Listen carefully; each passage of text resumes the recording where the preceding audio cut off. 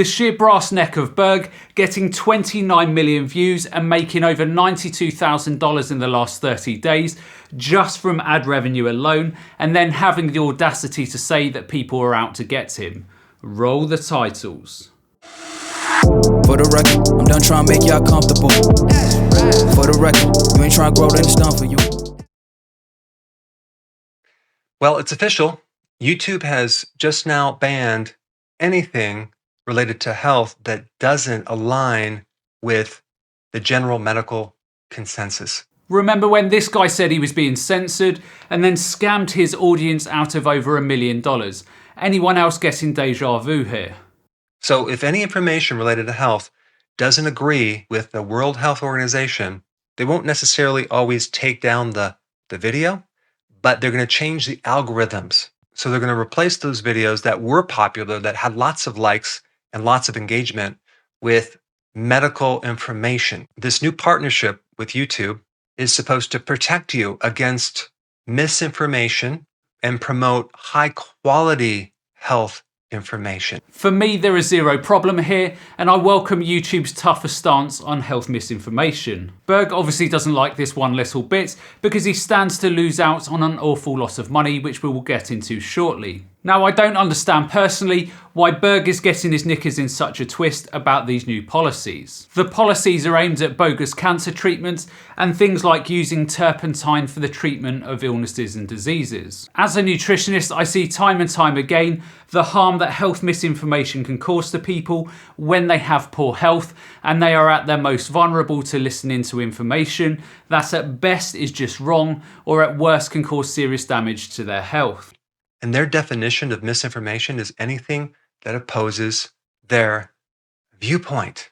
I mean, if you go to drberg.com, you will see that I have 7,607 success stories.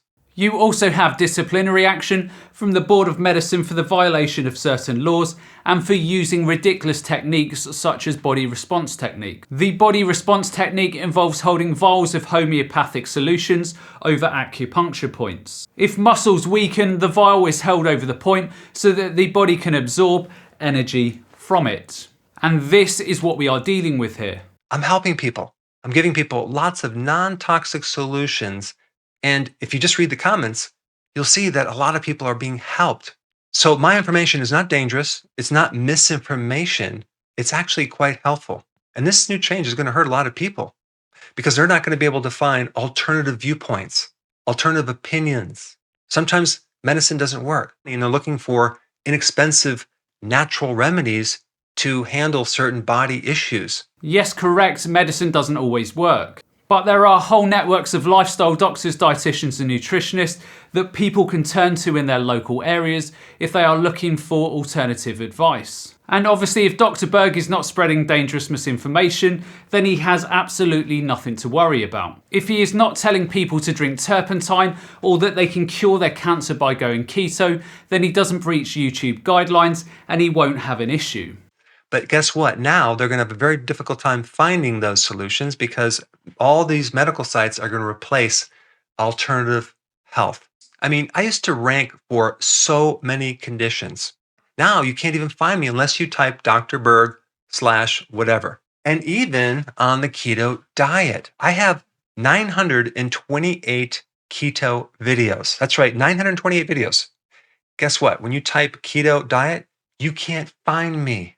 And this is where Dr. Berg is knowingly lying to his audience. And let me explain this clearly. So YouTube has different traffic sources. YouTube search is where someone types keto diet into the search bar. And this accounts for very little views across the YouTube platform. Then you have browse and suggested views that account for 75% of all traffic on the platform. This means you watch a video on the keto diet and then you are suggested another video on the topic. In the last 30 days, Berg has received nearly 29 million views, making £75,000 or around $92,000 in ad revenue alone. And let's look at his video views over time. In January 2021, he was getting around 2.9 million views per week, and in September 2023, he is getting around 6.6 million views per week. So I asked you all this question, Does this really sound like a channel that's being censored? Again, the sheer brass neck of Berg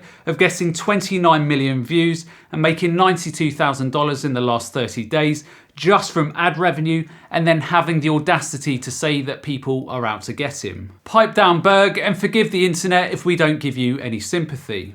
Instead, the number one ranked video is from Mayo Clinic, okay? And the comments are turned off. And you can see the likes are actually not very high compared to the number of views. I think they have like 260,000 views, but very few likes. And it's an anti-keto video. And I'm going to share some interesting things in that video. So this is the video that Berg is referring to, and these are all the videos that are suggested if people watch this video. So Mayo Clinic's video has 271,000 views, and oh, what's this? Dr. Berg's video titled Practical Keto is suggested with 9.7 million views. Oh, what's this? Keto Diet for Beginners, 4.9 million views. And many other of Dr. Berg's videos that are being suggested alongside the video that Dr. Berg says is preventing him from being heard. He also said that only anti-keto videos are being pushed. But wait a minute, let's look at all of these pro-keto videos that are getting millions and millions of views. So again, Dr. Berg is talking out of his backside. But I first want to communicate a couple things. You know, a long time ago when Google started, they had this motto, and that was do the right thing. And then they changed it to don't be evil. And now I don't even know if they have a motto. But you think just giving people this one medical viewpoint, this monopoly over your body, your healthcare, you think that's going to increase the quality of health? I mean, basically this move is going to wipe out the competition. Again, 28 million views in the last month and $92,000 in ad revenue. This is without all of his supplement sales and everything else that he is raking in. I'll tell you what he sounds like. He sounds like tobacco companies when they realised they were done for, so they come out with all sorts of garbage to try and detract from the reality of the situation. And competition, competing viewpoints and opinions are very, very good in the healthcare field because it forces everyone to raise the bar and do better at getting results. And how do we trust this medical group with all the strategic alliances and the strategic partners? The strategic alliances with Big Pharma and how they partner with medical universities and medical journals. How do we trust that? Like I said before, their definition of misinformation is basically any information that opposes the medical viewpoint. The hypocrisy of this man is hysterical. He calls foul play on mainstream medicine for having conflicts of interest. Yet he sells every type of potion and lotion going. He sounds like a wolf in sheep's clothing. Medical consensus. How do we make sure they're transparent with all the conflict of interest, the strategic alliances and the strategic partners, and what they call the stakeholders, which some of them are part of industry, and of course the revolving doors with all the directors. It's terrible. It's terrible. And I think it's going to hurt a lot of people because freedom of health information is really freedom of speech. It really does sound like you have no freedom of speech with those 28 million views per month. And it's a very slippery slope. The more you start filtering out other opinions, other viewpoints, so many people go on the internet because they have not gotten results with certain types of medications and they're trying to find alternatives. So if someone wants something that's non-toxic, okay, or something that's natural, or a do-it-yourself remedy, that is all considered dangerous misinformation. No, dangerous misinformation is considered pushing things like turpentine. Yeah, it's just terrible. But it's not just me, it's all the other alternative healthcare practitioners, anyone who comments on nutrition, even the layperson who wants to share their viewpoint on health, they're not going to rank. And this doesn't just hurt me or them, it hurts the person trying to find the right knowledge. We're going to be pretty much stuck with just one way of treating the body. And they call this science. They call this high quality health information, really? Dr. Berg is worried about losing hundreds of thousands of dollars per month, and he doesn't like it. And there's also a really interesting side comment that I read about this, and they call it the silent epidemic. It's called health illiteracy. And some of these people that are writing about this give health illiteracy as the reason why people aren't going to the doctors as much and they're going online searching for alternative viewpoints on health. And this is what they defined health illiteracy. You ready for this? It's an inability to comprehend and use medical information. And they say this, it's worse with the elderly, poor people, and minorities. Sounds a little bit like discrimination to me.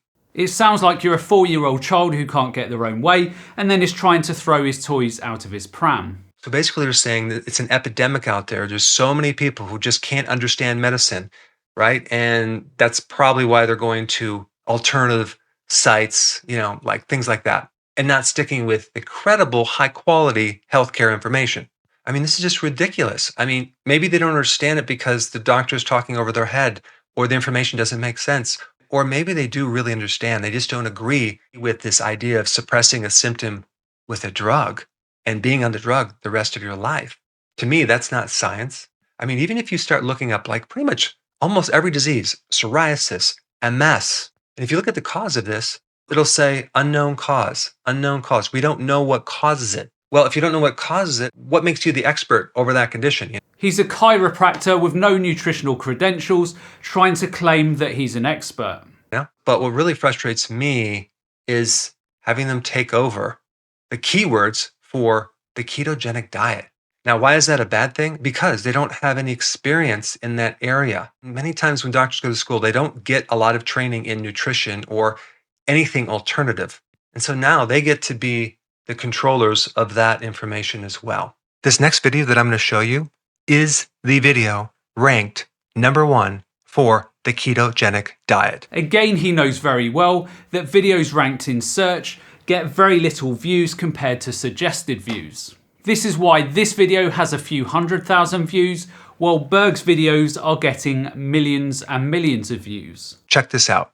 According to Dr. Google, the most searched question of 2018 was, what is the keto diet? Now, the reason I'm bringing this up, and this was even 4 years ago, keto is very popular.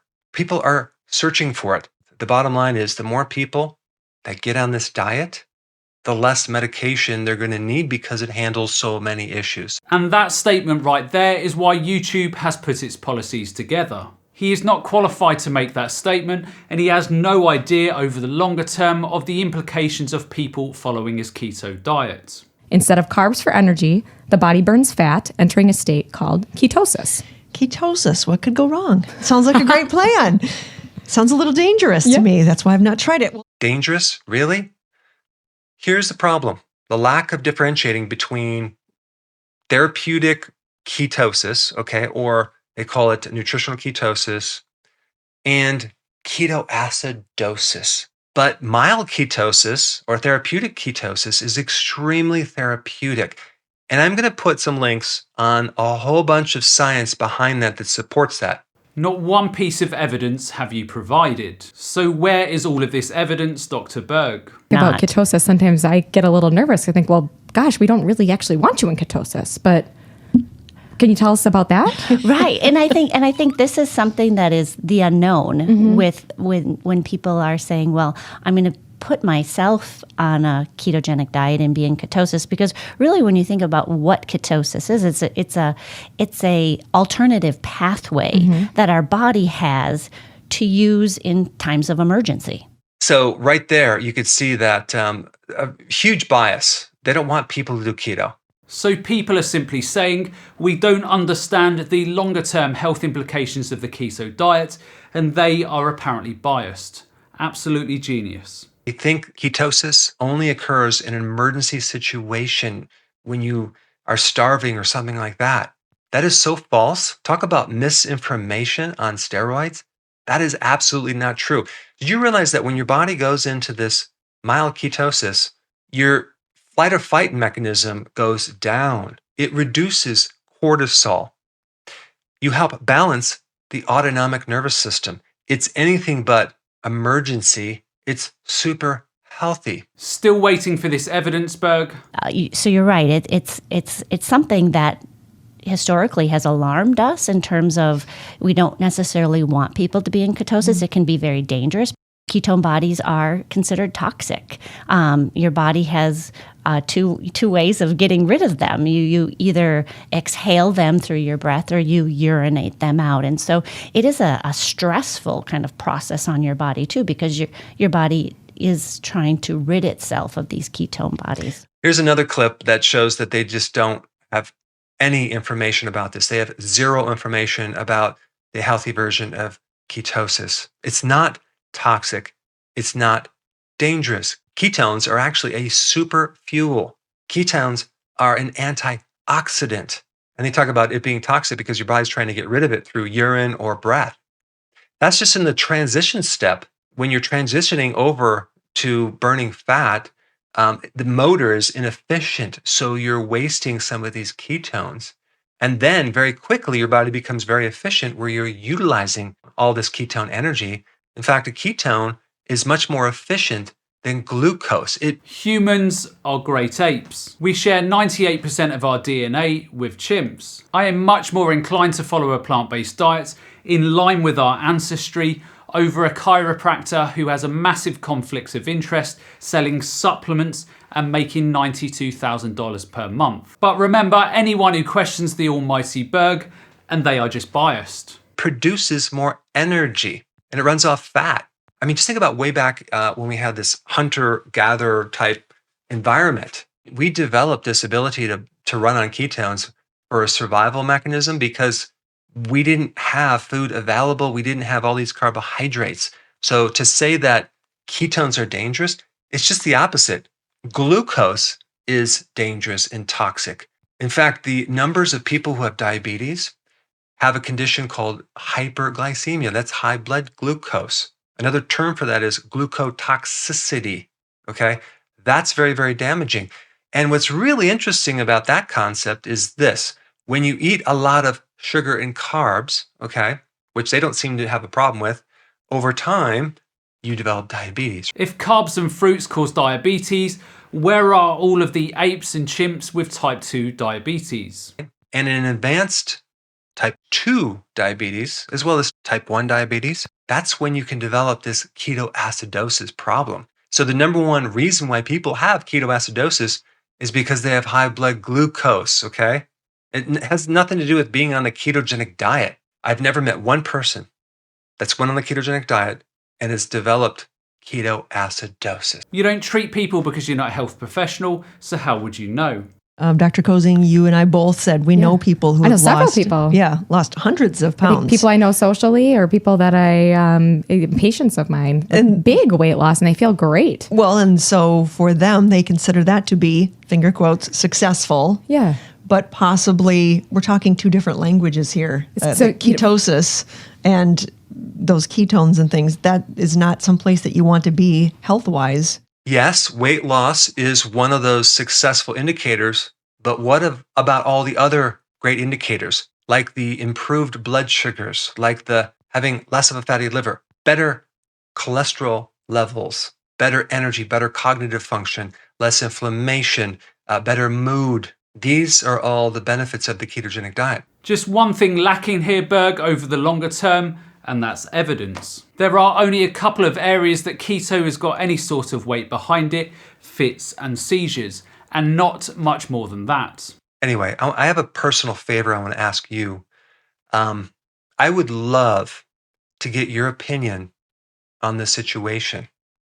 So if you would please click the link down below and go through the survey questions and tell me what your opinion is on this, what I think is very radical recent change of suppressing other viewpoints on health. So I want to thank you for watching this video and thank you in advance for filling out this survey because I really want to know what you think about this. I think we can all see here that Dr. Berg is simply collecting information from them so he can push products and services or ask for money. but I would be interested in hearing what you guys think in the comments below. I personally think it's only a matter of time before we see Brian Rose 2.0. Anyhow, that's the end of today's video, and if you enjoyed this video, then be sure to check out this one up here because I'm sure you'll find it equally interesting. And the only other thing that's left for me to say is to remember to look after your body because it's the only place you have to live. And I'll see you next time.